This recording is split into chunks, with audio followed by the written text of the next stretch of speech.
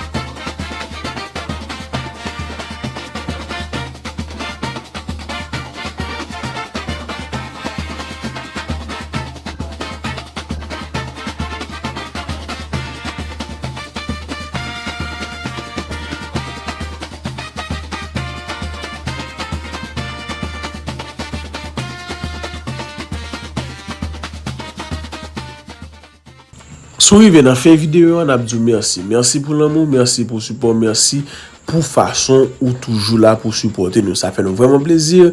C'est toujours un cœur content, monsieur, dame, pour nous arriver monter ensemble avec de ces combinaisons pour famille nous. Et c'est là nous arrivons dans fin vidéo. On a dit nous, monsieur, dame, bye bye. Rendez-vous à très bientôt pour une autre vidéo.